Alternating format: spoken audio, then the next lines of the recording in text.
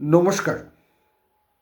অনেকেই জানতে চেয়েছেন যে যদি ল্যান্ডলর্ড হাতে হাতে ভাড়া না নেয়, রেন্ট রিসিট ইস্যু না করে, তাহলে রেন্ট কন্ট্রোলে গেলে রেন্ট কন্ট্রোল যে রিসিটটা ইস্যু করে সেটা ইকুইভ্যালেন্ট টু রেন্ট রিসিট কিনা।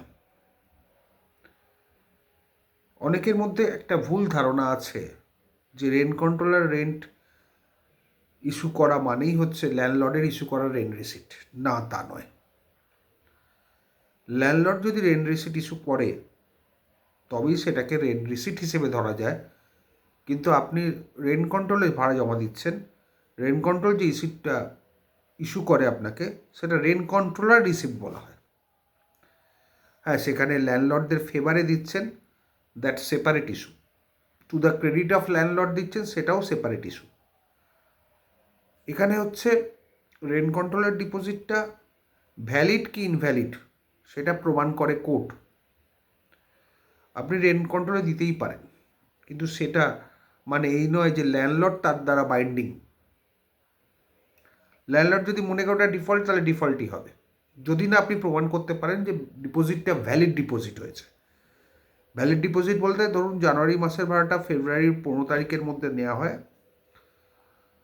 তখন আপনাকে মানি অর্ডার করতে গেলেও সেই রকম ইংলিশ ক্যালেন্ডার মান্থ ফলো করে করতে হবে। মানে জানুয়ারি মাসের ভাড়াটা ফেব্রুয়ারির 15 তারিখের মধ্যে মানি অর্ডার করতে হবে।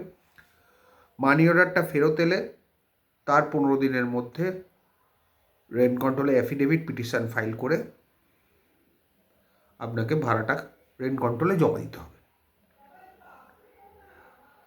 ফার্স্ট হচ্ছে 15 দিন, তারপরে আরও 15 দিন। যদি এটা করতে হয় তবেই সেটা ভ্যালিড ডিপোজিট হচ্ছে। কিন্তু ভ্যালিড ডিপোজিট মানেই কিন্তু রেন্ট রিসিট নয়। বারবার বলছি, ভ্যালিড রেন্ট কন্ট্রোল ডিপোজিট মানে আপনি আপনার বোনাফাইডনেসটা দেখিয়েছেন, রেন্ট কন্ট্রোলে ভাড়া জমা দিয়েছেন ল্যান্ডলর্ডদের ফেভারে, এবং সেটা ভ্যালিড ডিপোজিটও। ভ্যালিড ডিপোজিট হলে যেটা হয় যে ল্যান্ডলর্ড আপনার কাছে ওই ভাড়াটা ফার্দার চাইতে পারবে না, তাকে পেতে গেলে রেন্ট কন্ট্রোল থেকেই পেতে হবে। এটাই valid rent deposit before the rent controller আর রেন্ট রিসিটের মধ্যে পার্থক্য। রেন্ট রিসিট ডাইরেক্ট ল্যান্ডলর্ড হাতে নিচ্ছে, ডাইরেক্ট রেন্ট রিসিট ইস্যু করছে। আর ভ্যালিড ডিপোজিট বলতে বোঝায় ওই ভাড়াটা কিন্তু ল্যান্ডলর্ড ক্লেম করতে পারবে না, করলেও সেটা রেন্ট কন্ট্রোলের কাছে করতে হবে। আপনি ডিফল্টার হবেন না। যদি না ডিপোজিটটা কোনো রং ডিপোজিট হয়, রং নামে ডিপোজিট হয়, টাকা কম থাকে, বিভিন্ন রকম ডিফেক্ট না থাকলে, তাহলে ডিপোজিটটা গুড ডিপোজিট। আদারওয়াইজ ডিপোজিটটা ব্যাড ডিপোজিট এবং তার দ্বারা ল্যান্ডলর্ড বাইন্ডিং নয়। গুড ডিপোজিট হলেও ল্যান্ডলর্ড বাইন্ডিং নয়, ল্যান্ডলর্ড শুধুই ভাড়াটা চাইতে পারবে না, কিন্তু ব্যাড ডিপোজিট হলে ল্যান্ডলর্ড চাইতে পারবে টেনেন্টের কাছ থেকে, বা টেনেন্টকে কোর্টে জমা দিতে হবে। এই হচ্ছে ক্রাইটেরিয়া। সুতরাং রেন্ট কন্ট্রোলের রিসিট মানে ল্যান্ডলর্ডের রিসিট নয়। ল্যান্ডলর্ডের receipt more vital, more relevant and appropriate. আশা করি বুঝতে পারলেন।